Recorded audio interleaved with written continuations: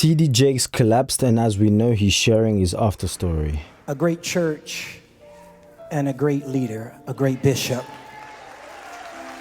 Let us hear from him now. Draw your attention to the screen.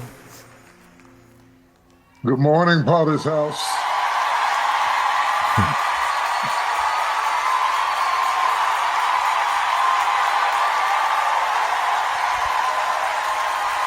I am so delighted to see you. I'm grateful for God's faithfulness. I'm grateful for your faithfulness. I'm grateful for this season in my life. I just wanted to, I told you last Sunday that I'd see you this Sunday. And so here I am. I am grateful to God for his goodness and his mercy and his grace. Many of you don't realize that you're looking at a miracle. I faced a life-threatening calamity, was rushed to the ICU unit, had emergency surgery, survived this surgery. Wow. Yeah, I'm back. And the doctor wants me to go slow coming back. but I'm back, and I'm grateful to God for his goodness and his mercy, and to not just our local church, but to the global community that follows this ministry. I'm grateful to you, and I want to challenge you. I started to say to take care of yourself. Sometimes those of us who are busy taking care of other people neglect ourselves, and that's very true. But I had just had a complete physical, and I was fine. The truth of the matter is sometimes things happen, and they are beyond our control, and sometimes things happen in there's spiritual warfare. I haven't deduced the finality of all of that, but what I do know is greater is he that is in us than he that's in the world. And I want you to keep the faith and keep the courage and keep the strength and keep on going forward. And I didn't want you to be worried about me. I'm trying to be obedient to what the doctor said do in terms of just taking a few weeks to just heal and recover and relax and just reflect. And it's good. It's good. But I'm in good spirits. I feel good. I'm in no pain. I'm in peace and tranquility. And I want you to know that I can feel your prayers. I can feel your prayers. I can feel your support and your love. And it was obvious Sunday that you went through it with me. You might not have known every detail. I didn't know every detail. I didn't know every detail. But God knew.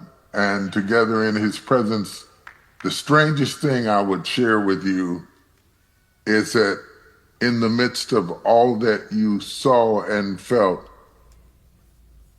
I didn't see that. I didn't experience that the way you experienced it. I didn't even know that until I saw it on TV. I looked around and everybody was around me. I was annoyed because I didn't know why they were around me. I didn't experience it. What I did experience was the feeling of being cradled.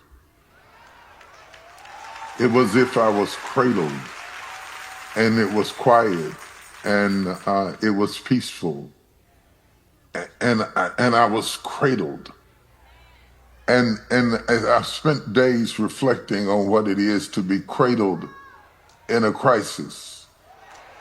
And maybe you're going through some sort of crisis in your life, your body, your finances, your children, your health, your emotions, your mind.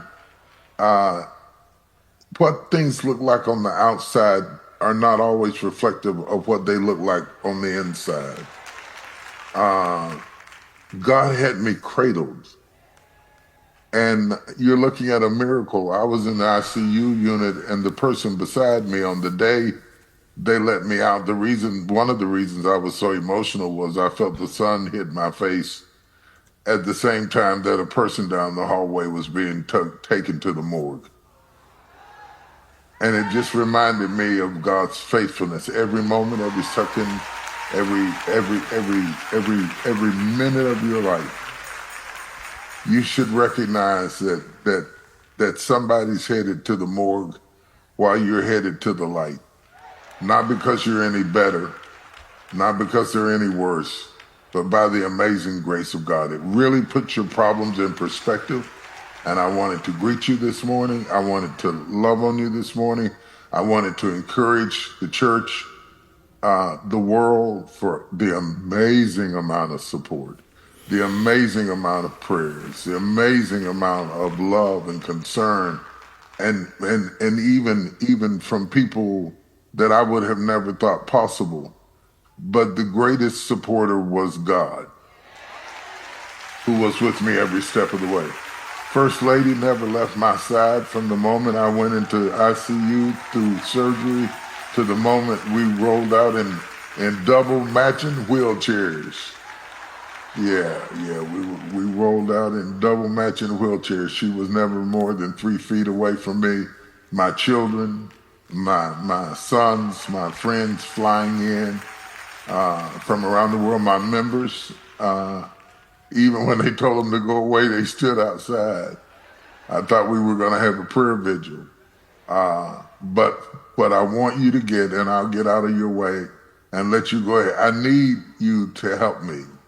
I need you to help me to praise God that we're not planning a funeral.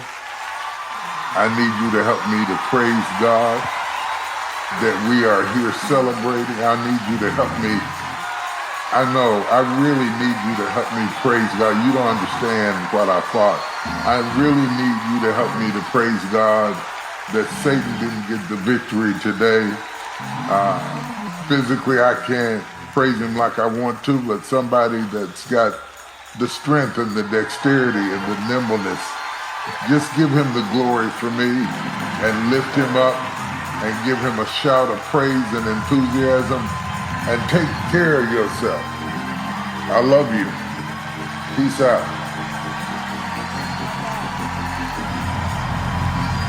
We love you, sir. So this was it. The Okay, live service. so- We thank God for it.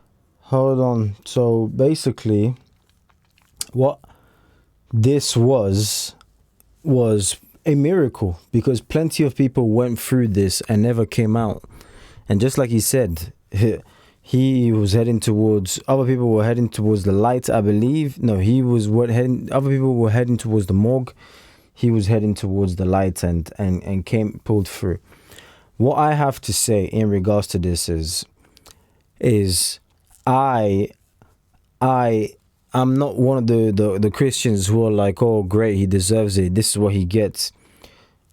I'm not foolish enough though to not see that this could be God warning him that come to me fully, expose the dark world of darkness that you could be dabbled in, because there are plenty of things that he's done is very, very questionable. Hanging around with people who are we all know about the PDD stuff.